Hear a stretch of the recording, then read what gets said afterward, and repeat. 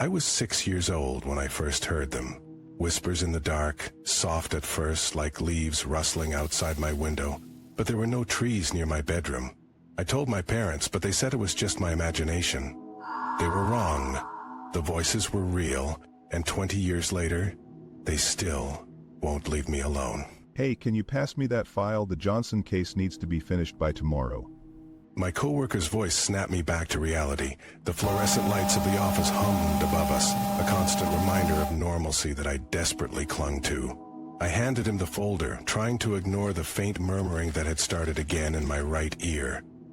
The voices always began the same way, a distant conversation that I couldn't quite make out. Like standing in a crowded restaurant and hearing fragments of discussions from tables away.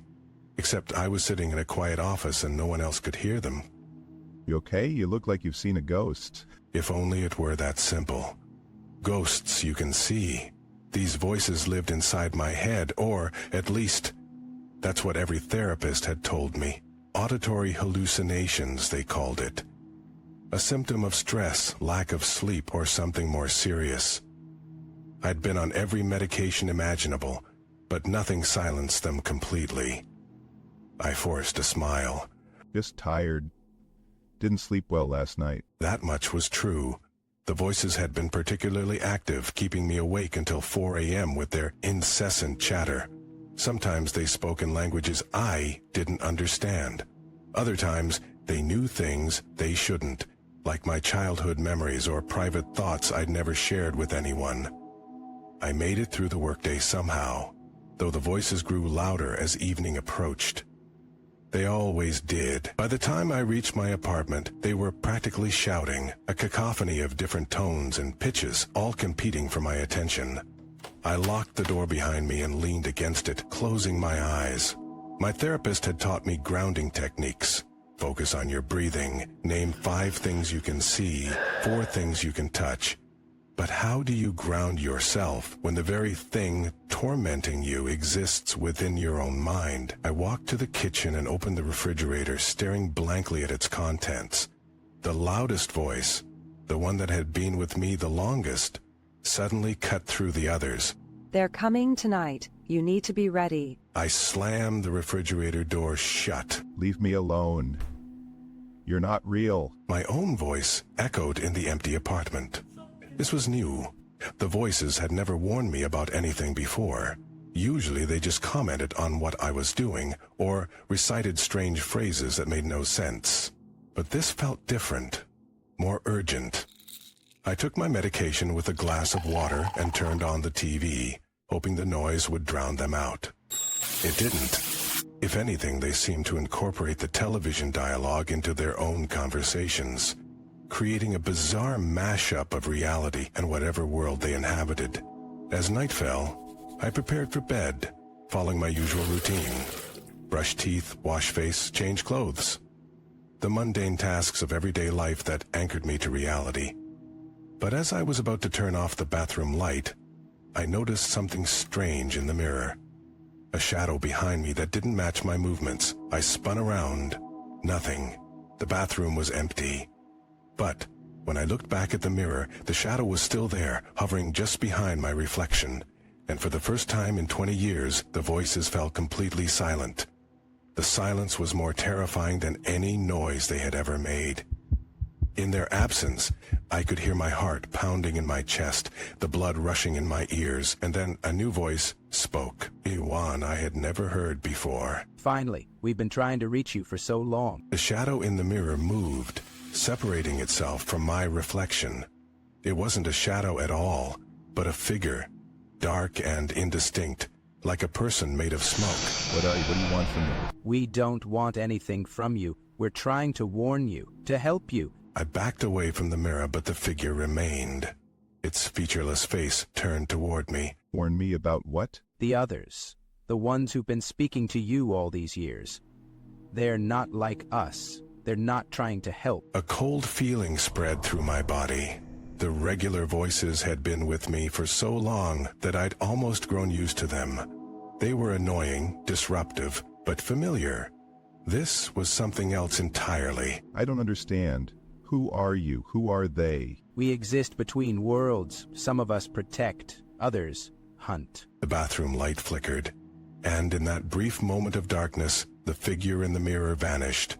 The familiar voices returned immediately, louder than ever, but now they sounded angry, hostile. He's lying. Don't listen to him. I stumbled out of the bathroom and into my bedroom, collapsing onto the bed. My head felt like it was going to split open from the noise. Dozens of voices shouting over each other, some pleading, others threatening. I pressed my hands against my ears, but it made no difference. And then, cutting through the chaos, the new voice spoke again, somehow audible despite not being as loud as the others. They've found a way in. Through you. Your mind is the doorway. I didn't understand what he meant, but the panic in his voice was unmistakable. Whatever was happening, it was dangerous. I reached for my phone to call my therapist, my hand shaking so badly I could barely dial the number. It went straight to voicemail. Outside my window, the streetlights began to flicker, one after another going dark until the entire street was plunged into blackness. The only light in my apartment came from my phone screen, casting an eerie blue glow across the room. A notification appeared, a text message from an unknown number. Look outside. Against every instinct screaming at me not to, I moved to the window and peered through the blinds. The street below was empty, but as I watched, figures began to emerge from the shadows. People walking slowly, purposefully toward my building. Dozens of them, moving in perfect unison. But they weren't people. Not really. Their movements were too fluid, too synchronized. And their faces, in the darkness, I couldn't make out any features. Just blank ovals where faces should be. They're coming for you, just like we said. The voices were almost gleeful now, a chorus of excitement building in my head. All except for the new one, which had grown desperate. Don't let them in. Whatever you do, don't open the door. Don't even look at them directly. I backed away from the window, heart racing. The figures had reached my building. I could hear them now, not just in my head, but in the hallway outside my apartment. Footsteps, dozens of them, climbing the stairs, and something else, a sound like static, growing louder with each passing second. My phone rang, startling me so badly I nearly dropped it. Unknown caller. I answered without thinking. Are they there yet? The voice on the phone was unfamiliar, urgent. Who is this? What's happening? My name doesn't matter. I'm like you. They speak to me too. But I know what they are now. I know what they want. A loud bang on my front door made me jump. Then another, and another. The wood began to splinter. They're breaking in. What do I do? Listen carefully. The voices in your head, most of them, they're not hallucinations. They're entities. Parasites that feed on human consciousness. They've been preparing you, weakening the barriers of your mind. Another crash against the door. The hinges were starting to give way. The one that's different, the new voice. It's trying to help. It's one of the guardians. They protect our reality from theirs. I pressed myself against the far wall of my bedroom, as far from the front door as possible. The banging had stopped, replaced by a sound like fingernails scratching against wood. How do I stop them? You can't. Not alone. But I can help. I've done it before. Where are you? I gave her my address, my voice shaking. As I spoke, the scratching at my door stopped abruptly. The silence that followed was worse than any noise. I'm 20 minutes away. Barricade yourself in. Salt the doorways and windows if you have any. And whatever you do, don't. The call cut off. I tried calling back, but there was no signal. The screen showed only static, which began to form patterns, shapes that hurt my eyes to look at.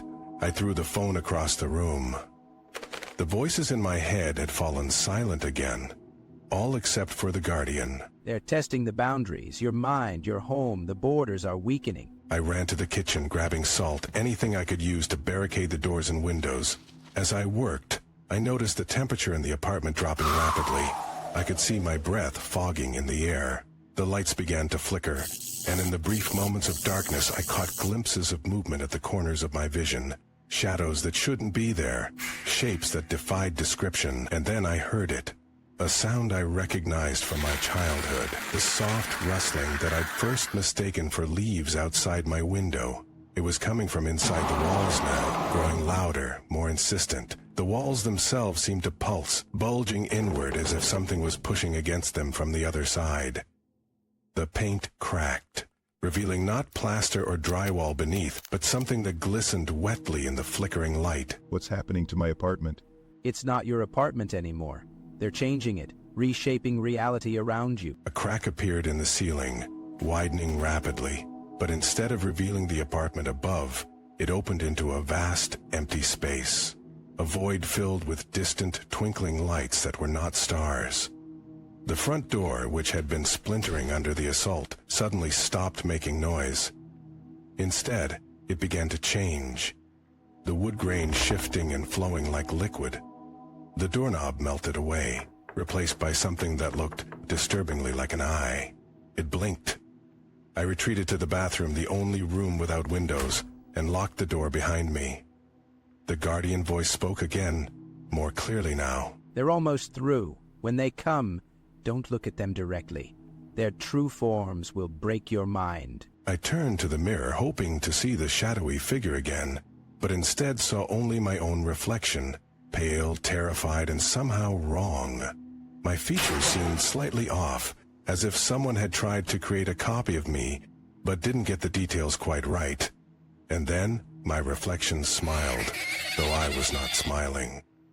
The bathroom door exploded inward, showering me with splinters. Where the door had been was now a gaping hole. Not into my apartment, but into somewhere else entirely. A landscape of twisted shapes and impossible angles that hurt to look at.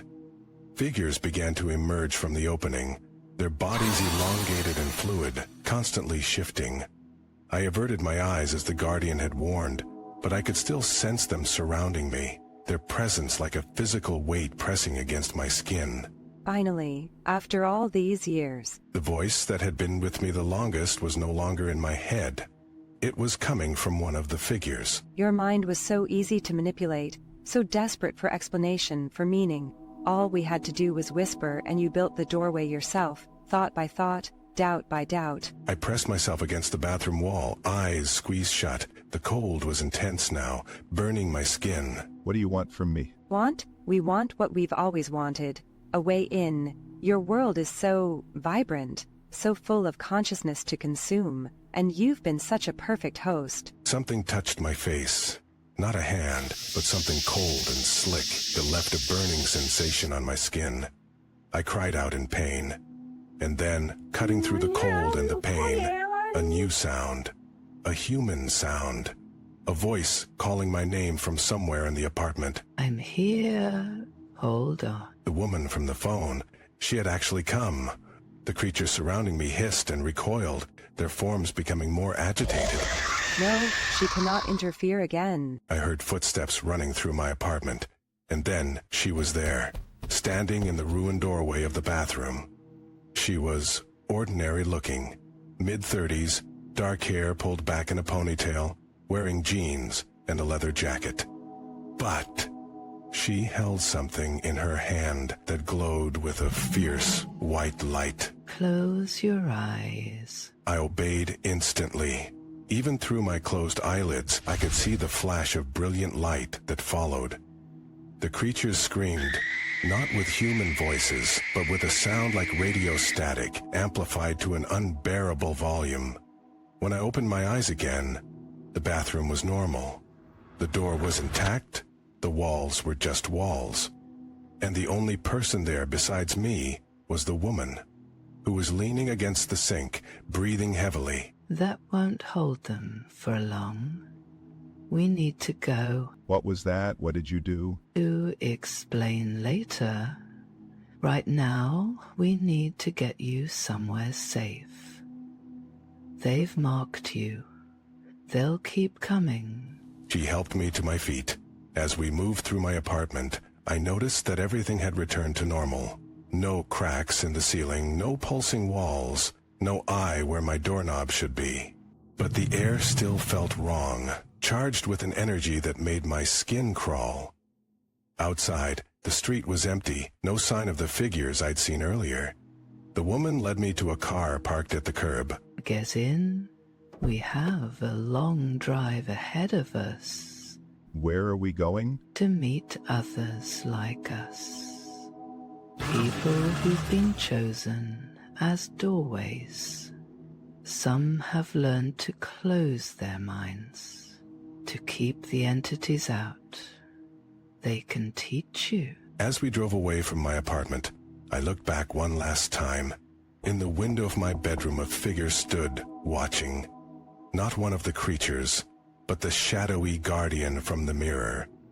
It raised a hand in what might have been a gesture of farewell. The guardian, will it come with us? It can't. It's bound to the threshold between worlds. But there are others where we're going.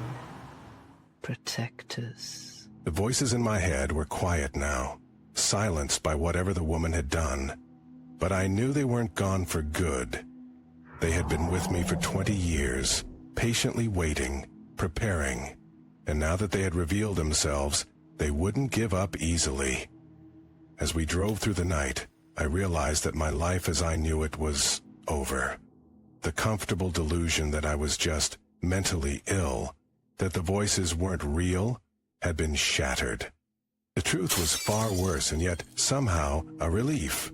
I wasn't crazy. I had never been crazy. The woman glanced at me, a look of understanding in her eyes. The hardest part is accepting it. That everything you thought you knew about reality is wrong. That there are things out there, hungry things, looking for ways in, and for whatever reason, they chose us as their doors. Can they be stopped? Not stopped, contained, resisted. It's a war that's been fought since the beginning of consciousness itself. And now, you're a soldier in it, whether you want to be or not. I looked out at the dark road ahead, feeling the weight of this new reality settling over me. The voices might be silent for now, but I knew they would return. And when they did, I would be ready. No longer their victim, their doorway. I would be their prison, their barrier.